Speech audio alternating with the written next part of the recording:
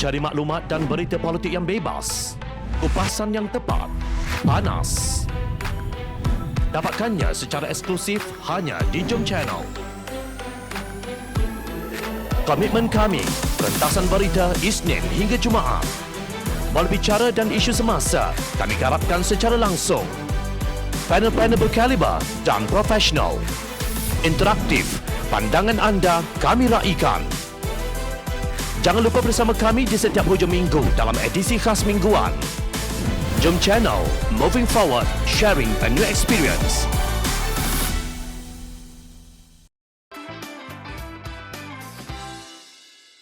Ini bukan scheme of things. Pengarah Komunikasi Amanah Nasional Khalid Abdul Samad adalah antara pemimpin tertinggi Amanah yang mengulas mengenai Memorandum Persefahaman MOU di antara pihak Pakatan Harapan dan kerajaan yang berlaku kemarin. Boleh dikatakan beliau di antara pemimpin Pakatan Harapan yang sangat vokal menentang Kerajaan Perikatan Nasional menerusi kenyataannya yang pedas. Menurut Khalid, selain memenuhi nasihat yang di-Pertuan Agong Al-Sultan Abdullah Ahmad Shah supaya suhu politik negara diturunkan dan kestabilan politik tercapai, Datuk Seri Ismail Sabri juga mahu supaya Pakatan Harapan tidak berusaha menjatuhkan beliau sehingga pilihan raya umum ke-15 nanti. Secara ringkas, tawaran Ismail Sabri adalah: pertama, pembentangan rang undang-undang anti lompat parti; kedua, pelaksanaan undi 18 dalam tempoh terdekat; ketiga, mengehadkan tempoh jawatan Perdana Menteri kepada 10 tahun; keempat, keseimbangan keanggotaan jawatan kuasa pilihan khas Parlimen antara ahli Parlimen, kerajaan dan pembangkang; kelima, semua rang undang-undang akan dirunding dan dipersetujui bersama sebelum dibentangkan di Parlimen; keenam, penglibatan ahli parti pembangkang dalam Majlis Pemulihan Negara; dan ketujuh, ketua pembangkang diberi saraan dan kemudahan setara menteri. Kesemua tawaran ini adalah satu cadangan reformasi Parlimen yang sememangnya menjadi teras dalam perjuangan Pakatan Harapan sejak sekian lama, iaitu reformasi, kata Khalid. Beliau berpendapat hampir kesemua tawaran Ismail Sabri adalah bersifat prinsip dan perjuangan, bukannya tawaran jawatan untuk para ahli parlimen sebagaimana tawaran scheme of things yang ditawarkan kepada ahli parlimen Barisan Nasional dan Perikatan Nasional oleh Tan Sri Mahyadin sebelum ini. Malangnya, Ismail Sabri melakukan tawaran yang sama selepas beliau mengambil alih tempat Mahyadin termasuk status bertaraf menteri kepada bekas Perdana Menteri itu sendiri. Secara sinis, Khalid berkata, sememangnya itu sahaja bahasa dan tawaran yang boleh memikat hati gerombolan ini. Namun Ismail Sabri faham bahasa dan tawaran yang sama tak akan ke mana sekiranya ditujukan kepada ahli Parlimen Pakatan Harapan. Bahasa dan tawaran yang boleh menarik Pakatan Harapan ke meja perundingan adalah tawaran reformasi, bukan jawatan atau kedudukan.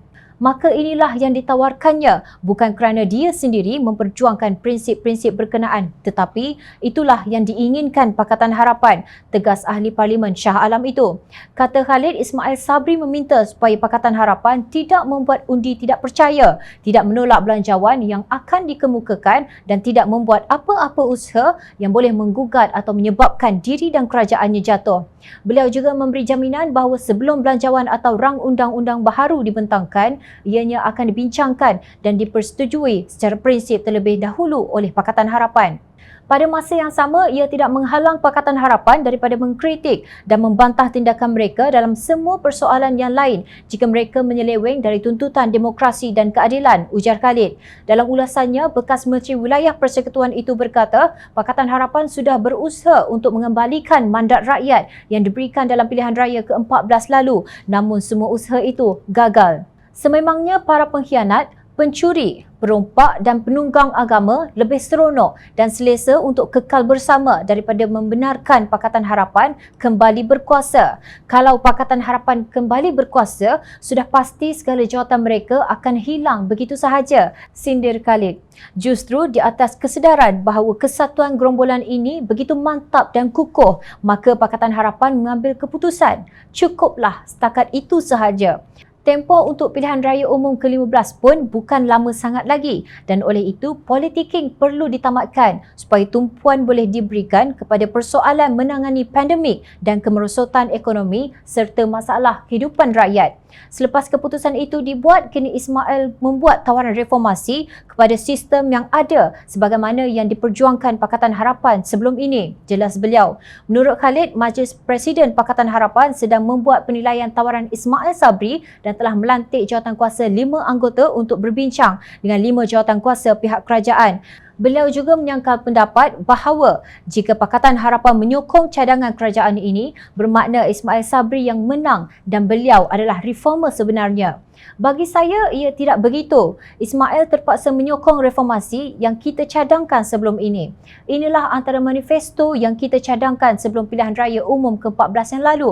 Ismail terpaksa membuatnya untuk kepentingan kerajaannya dan kita pula mendapat reformasi sistem yang kita perlukan untuk kepentingan rakyat dan negara ini, ujarnya. Seterusnya, Khalid mengucapkan terima kasih kepada Ismail Sabri kerana mengiktiraf bahawa perjuangan Pakatan Harapan yang berpaksikan prinsip dan oleh itu tawaran yang dibuat bersifat prinsip-prinsip reformasi dan bukan tawaran jawatan.